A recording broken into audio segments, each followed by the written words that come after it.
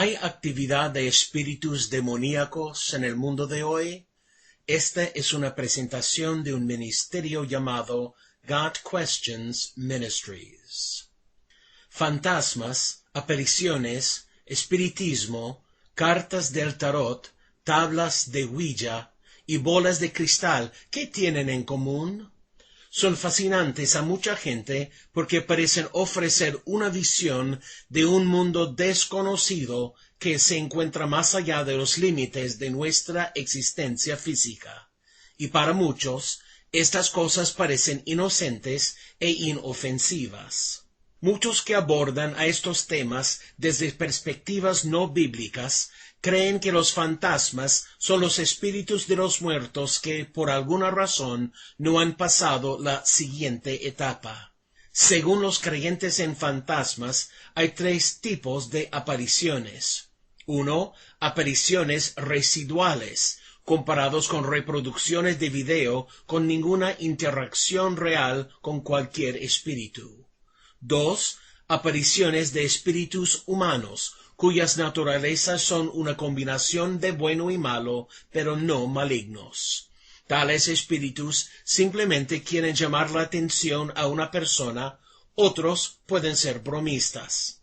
Pero en cualquier caso, no verdaderamente dañan a las personas. 3. Interacción con espíritus o demonios no humanos. Estas entidades pueden disfrazarse como espíritus humanos, pero son dañinas y peligrosas. Al leer sobre fantasmas y apariciones de fuentes no bíblicas, recuerda que solo porque un autor puede referirse a la Biblia o a personajes de la Biblia, como el arcángel Miguel, no significa que aborda al tema desde una perspectiva bíblica. Cuando ninguna autoridad se da por la información del autor, el lector tiene que preguntarse, ¿cómo sabe él o ella que esto es así? ¿Cuál es su autoridad? Por ejemplo, ¿cómo sabe un autor que los demonios se enmarascan como espíritus humanos? En última instancia, quienes abordan a estos temas de fuentes no bíblicas deben basar su comprensión en sus propios pensamientos, los pensamientos de los demás y o las experiencias del pasado. Sin embargo, partiendo de su propia admisión que los demonios engañan y pueden imitar a espíritus benévolos humanos, las experiencias pueden engañar. Si uno va a tener un conocimiento adecuado sobre este tema, él debe ir a la fuente que ha demostrado ser precisa el 100% del tiempo, la palabra de Dios, la Biblia. Echemos un vistazo a lo que la Biblia tiene que decir sobre este tipo de cosas. 1. La Biblia nunca habla de apariciones. Por el contrario, nos enseña que cuando una persona muere, el espíritu de esa persona va a uno de dos lugares. Si la persona es un creyente en Jesucristo, su espíritu pasa a la presencia del Señor en el cielo. Filipenses capítulo 1, versos 21 a 23 y 2 Corintios 5, verso 8. Más tarde, él se reencontrará con su cuerpo en la resurrección. 1 Tesalonicenses capítulo 4, versos 13 a 18.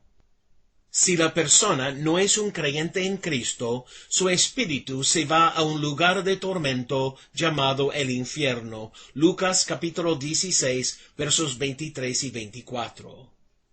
Si una persona es un creyente o incrédulo, no es posible volver a nuestro mundo para comunicarse o interactuar con la gente, incluso con el fin de advertirle a la gente a huir del juicio por venir. Lucas 16, versos 27 a 31.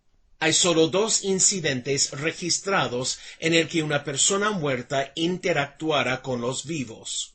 La primera es cuando el rey de Israel, Saúl, trató de ponerse en contacto con el difunto profeta Samuel a través de un medium. Dios permitió a Samuel ser molestado el suficiente tiempo para pronunciar juicio sobre Saúl por su desobediencia repetida. 1 Samuel 28, versos 6 a 19. El segundo incidente es cuando Moisés y Elías interactuaban con Jesús cuando él se transfiguró en Mateo 17, versos 1 a 8. No había nada fantasmal sobre la aparición de Moisés y Elías, sin embargo. 2. La Escritura habla repetidamente de ángeles que se mueven invisibles. Daniel capítulo 10, versos 1 a 21. A veces estos ángeles tienen interacción con la gente viva. Los espíritus malignos o demonios realmente pueden poseer a la gente, morando dentro de ellos y controlándolos. Por ejemplo, Marcos 5, versos 1 a 20. Los 4 evangelios y el libro de Hechos registran varios casos de posesión demoníaca y de ángeles buenos que aparecen y ayudan a creyentes. Los ángeles, tanto buenos como malos, pueden hacer que fenómenos sobrenaturales ocurran. Job, capítulos 1 y 2, Apocalipsis capítulo 7, verso 1, capítulo 8, verso 5, capítulo 15, verso 1 y capítulo 16. 3. La Escritura muestra que los demonios saben cosas de las cuales los seres humanos son inconscientes. Hechos capítulo 16, versos 16 a 18 y Lucas capítulo 4, verso 41. Porque estos ángeles malos han existido por mucho tiempo, naturalmente sabrían cosas que las personas que viven tiempo limitado no podrían saber. ¿Por qué Satanás actualmente tiene acceso a la presencia de Dios? Job, capítulos 1 y 2. Los demonios también podrían ser permitidos conocer algunos detalles sobre el futuro, pero esto es especulación. 4. La Escritura dice que Satanás es el padre de mentiras y un engañador. Juan 8, verso 42 y 2 Tesalonicenses, capítulo 2, verso 9. Y que disfraza como un ángel de luz. Aquellos que lo siguen, humanos o no, practican el mismo engaño. 2 Corintios capítulo 11, versos 13 a 15. 5. Satanás y los demonios tienen gran poder en comparación con los seres humanos. Incluso el arcángel Miguel confía solo en el poder de Dios cuando se trata con Satanás. Judas capítulo 1, verso 9. Pero el poder de Satanás es nada comparado con la de Dios. Hechos 19, versos 11 y 12 y Marcos 5, versos 1 a 20. Y Dios es capaz de utilizar la mala intención de Satanás para lograr sus buenos propósitos. 1 Corintios 5, verso 5, 2 Corintios 12, verso 7. 6. Dios ordena que no tengamos nada que ver con el ocultismo, la adoración del diablo o el mundo de espíritus malos. Esto incluiría el uso de mediums, sesiones de espiritismo, tablas de Ouija, horóscopos, cartas del tarot, canalizaciones, etc. Dios considera estas prácticas una abominación. Deuteronomio 18, versos 9 a 12, Isaías 8, versos 19 y 20, Gálatas 5, verso 20 y Apocalipsis 21, verso 8. Y aquellos que se implican en tales cosas invitan el desastre. Hechos capítulo 19, versos 13 a 16. 7.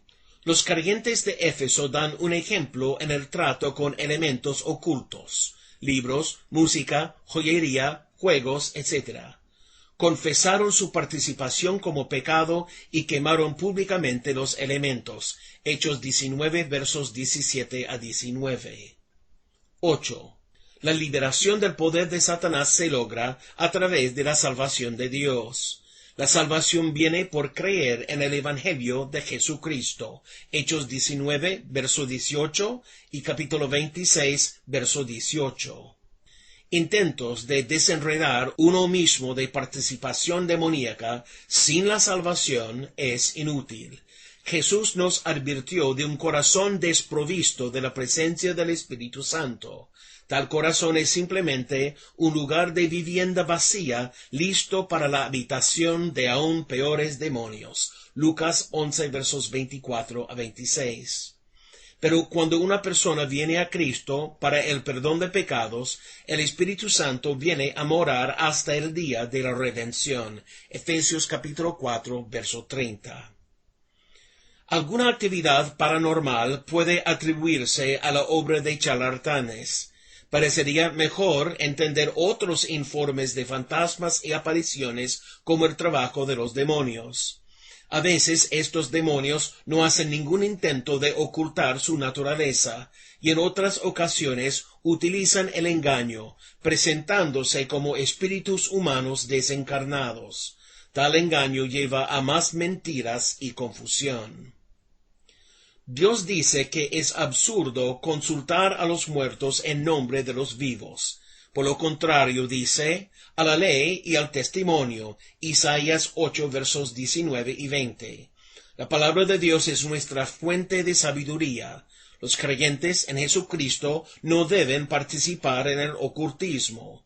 El mundo espiritual es real, pero los cristianos no necesitan temerlo. Primera de Juan, capítulo 4, verso 4.